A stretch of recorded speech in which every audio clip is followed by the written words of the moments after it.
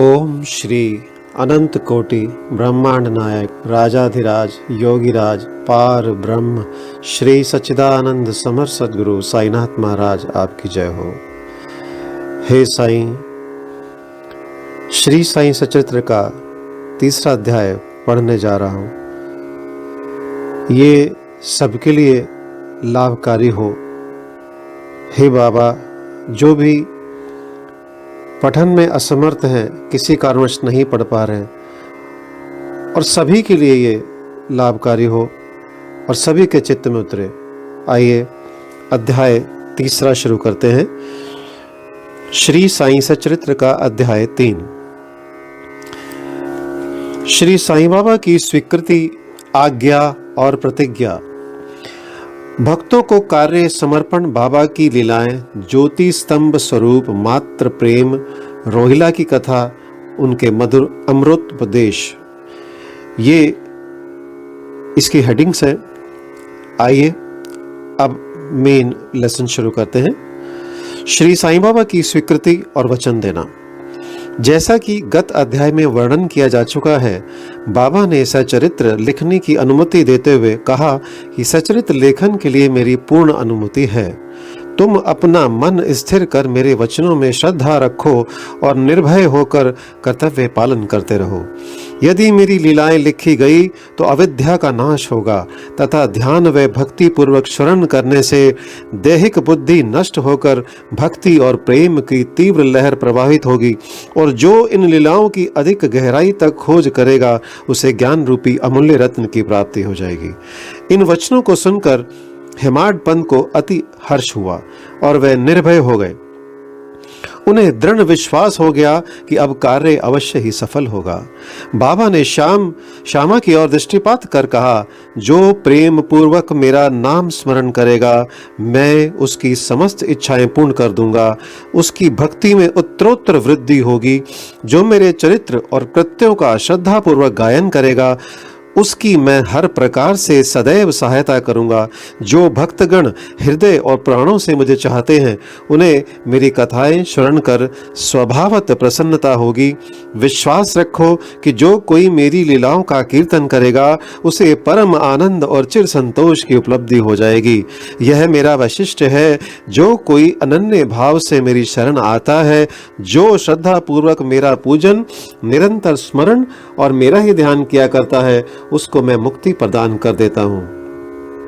जो नित्य प्रति मेरा नाम स्मरण और पूजन कर मेरी कथाओं और लीलाओं का प्रेम पूर्वक मनन करते हैं, ऐसे भक्तों में सांसारिक वासनाएं और अज्ञान रूपी प्रवृत्तियां कैसे ठहर सकती हैं।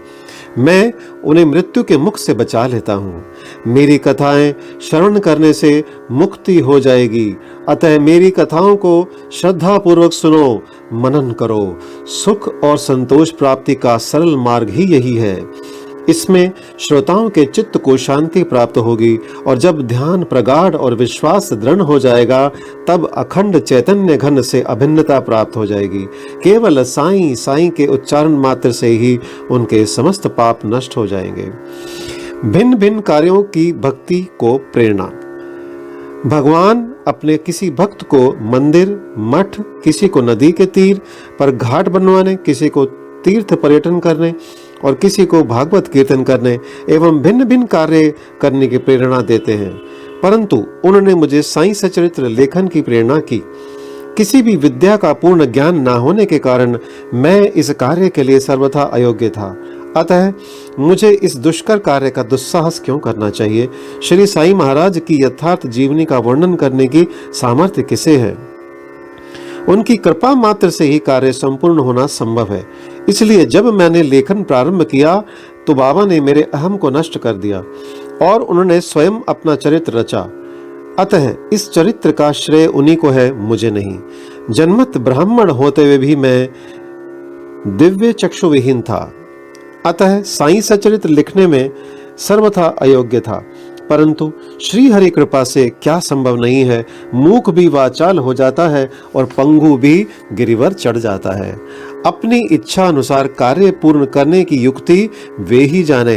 हारमोनियम और बंसी को यह आभास कहाँ कि ध्वनि कैसे प्रसारित हो रही है, इसका ज्ञान तो वादक को ही है। चंद्रकांत मणि की उत्पत्ति और ज्वार भाटे का रहस्य मणि अथवा उदधि नहीं, वरन शशिकलाओं के घटने बढ़ने में ही निहित है।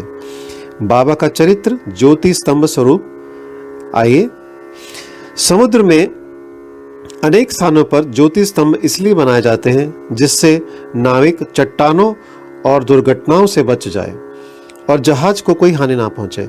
इस भावसागर में श्री साईं बाबा का चरित्र ठीक उपयुक्त भांति ही उपयोगी है। वह अमृत से भी अति मधुर और सांसारिक पथ को सुगम बनाने वाला है। जब वह कानों के द्वारा हृदय में प्रवेश करता है तब दैहिक बुद्धि नष्ट हो जाती है और हृदय में एकत्रित होने से समस्त कुंचकाएं लोप हो जाती हैं, अहंकार का विनाश हो जाता है तथा बौद्धिक आवरण लुप्त होकर ज्ञान प्रकट हो जाता है। बाबा की विशुद्ध कीर्ति का वर्णन निष्ठा पूर्वक श्रवण करने से भक्तों के पाप नष्ट होंगे। अतः यह मोक्ष प्राप्ति का भी सरल साधन है। सतयुग में शम तथा दम, त्रेता में त्याग, द्वापर में पूजन और कलयुग में भागवत कीर्तन ही मोक्ष का साधन है। यह अंतिम साधन चारों वर्णों के लोगों को साध्य भी है। अन्य साधन योग, त्याग, ध्यान, धारणा आदि आचरण करने में कठिन है, परंतु चरित्र तथा हरि कीर्तन का स्मरण तो अत्यंत ही सुलभ है। केवल उन पर ध्यान देने की ही आवश्यकता है। कथा, स्मरण और कीर्तन से इंद्रियों की स्वाभाविक विषयासक्ति नष्ट हो जाती है और भक्त वासना रहित होकर आत्म साक्षात्कार की ओर अग्रसर हो जाता है। इसी फल को प्रदान करने के हेतु उन्होंने सचरित्र की रचना कराई। भक्तगण अब सरलता पूर्वक चरित्र का अवलोकन करें और साथ ही उनके मनोहर स्वरूप का ध्यान कर गुरु और भगवत भक्ति के अधिकारी बने तथा निष्काम होकर आत्म साक्षात्कार को प्राप्त हो। साईं सचरित्र का सफलता पूर्वक संपूर्ण होना यह साईं महिमा ही समझे। हमें तो केवल एक निमित्त मात्र बनाया गया है। मात्र प्रेम। गाय का अपने बछड़े पर प्रेम सर्वदित ही है। उसके स्तन सदैव दुग्ध से पूर्ण रहते हैं और जब भूखा बछड़ा स्तन की ओर दौड़ कर आता है तो दुग्ध की धारा स्वतः प्रवाहित होने लगती है। उसी प्रकार माता भी अपने बच्चे की आवश्यकता का पहले से ही ध्यान रखती है और ठीक उसी समय स्तनपान कराती है। वे बालक का श्रृंगार उत्तम ढंग से करती है, परंतु बालक को इसका कोई भान नहीं होता। बालक के सुंदर श्रृंगार आदि को देखकर माता के हर्ष का पारावार नहीं रहता। माता का प्रेम विचित्र, असाधारण और निस्वार्थ है, उसकी कोई उपमा नहीं है। ठीक इसी प्रकार सद्गुरु का प्रेम और अपने शिष्य पर होता है। सद्गुरु का प्रेम अपने शिष्य पर होता है। ऐसा ही प्रेम बाबा का मुझ पर था। उदाहरणार्थ वह निम्न प्रकार था। सन 1916 में मैंने नौकरी से अवकाश ग्रहण किया। जो पेंशन मुझे मिलती थी वह मेरे कुटुंब के निर्वाह के लिए अपर्याप्त थी।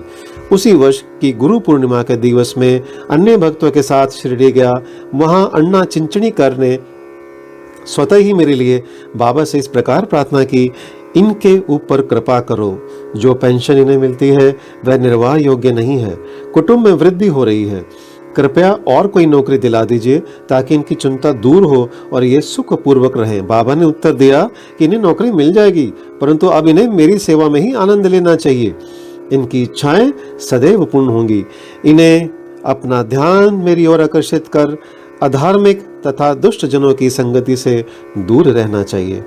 इन्हें सबसे दया और नम्रता का बर्ताव और अंतःकरण से मेरी उपासना करनी चाहिए।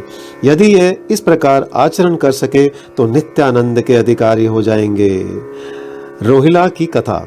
यह कथा श्री साईं बाबा के समस्त प्राणियों पर समान प्रेम की सूचक है। एक समय रोहिला जाति का एक मनुष्य शिरडी में आया। वह ऊंचा, पूरा, सुदृढ़ और सुगठित शरीर का था। बाबा के प्रेम से मुग्ध होकर वह शिरडी में रहने लगा। वह आठों पहर अपनी उच्च और कर्कश आवाज में कुरान शरीफ के कलमे पढ़ता और अल्लाहो अकबर के नारे लगाता था। शिरडी के अधिकांश लोग खेतों में दिन भर काम करने के पश्चात जब रात्रि में घर लौटते तो रोहिला की कर्कश पुकारें उनका स्वागत करती थी। इस कारण उन्हें रात्रि में विश्राम न मिलता था, जिससे वे अधिक कष्ट और असुविधा का अनुभव करने लगे। कई दिनों तक तो वो मौन रहे, परंतु जब कष्ट असहनीय हो गया तब उन्होंने बाबा के समीप जाकर रोहिला को मनाकर इस उत्पात को रोकने की प्रार्थना की। बाबा ने उन लोगों की इस प्रार्थना पर ध्यान ना दिया। इसके विपरीत गांव वालों को आड़े हाथों लेते हुए बोले कि वे अपने कार्य पर ध्यान दें और रोहिला की ओर ध्यान ना दें। बाबा ने उनसे कहा कि रोहिला की पत्नी बुरे स्वभाव की है, वह रोहिला को तथा मुझे अधिक कष्ट पहुंचाती है, परंतु वह उसके कलमों के समक्ष उपस्थित होने का साहस करने में असमर्थ है और इसी कारण वह शांति और सुख में है। यथार्थ में रोहिला की कोई पत्नी ना थी। बाबा का संकेत केवल कुविचारों की ओर था। अन्य विषयों की अपेक्षा बाबा प्रार्थना, ईश आराधना को महत्व देते थे। अतः उन्होंने रोहिला के पक्ष का समर्थन कर ग्रामवासियों को शांतिपूर्वक थोड़े समय तक उत्पात सहन करने का परामर्श दिया। बाबा के मधुर अमृतोपदेश। एक दिन दोपहर की आरती के पश्चात भक्तगण अपने घरों को लौट रहे थे। तब बाबा ने निम्नलिखित अति सुंदर उपदेश दिया। तुम चाहे कहीं भी रहो, जो इच्छा हो सो करो, परंतु यह सदैव स्मरण रखो, जो कुछ तुम करते हो वह सब मुझे ज्ञात है। मैं ही समस्त प्राणियों का प्रभु और घट घट में व्याप्त हूँ। मेरे ही उदर में समस्त जड़ व चेतन प्राणी समाये हुए हैं। मैं ही समस्त ब्रह्मांड का नियंत्रण करता व संचालक हूँ। मैं ही उत्पत्ति, स्थिति व संहार करता हूँ। मेरी भक्ति करने वालों को कोई हानि नहीं पहुंचा सकता। मेरे ध्यान की उपेक्षा करने वाला माया के पाश में फंस जाता है। समस्त जंतु, चींटियां तथा दृश्यमान परिवर्तमान और स्थायी विश्व मेरे स्वरूप हैं। इस सुंदर तथा अमूल्य उपदेश को स्मरण कर मैंने तुरंत ये दृढ़ निश्चय कर लिया कि अब भविष्य में अपने गुरु के अतिरिक्त अन्य किसी मानव की सेवा ना करूंगा। तुझे नौकरी मिल जाएगी। बाबा के इन वचनों का विचार मेरे मस्तिष्क में बार बार चक्कर काटने लगा। मुझे विचार आने लगा, क्या सचमुच ऐसा घटित होगा? भविष्य की घटनाओं से स्पष्ट है कि बाबा के वचन सत्य निकले और मुझे अल्पकाल के लिए नौकरी मिल गई। इसके पश्चात मैं स्वतंत्र होकर एक चित्त से जीवन पर्यंत बाबा की सेवा करता रहा।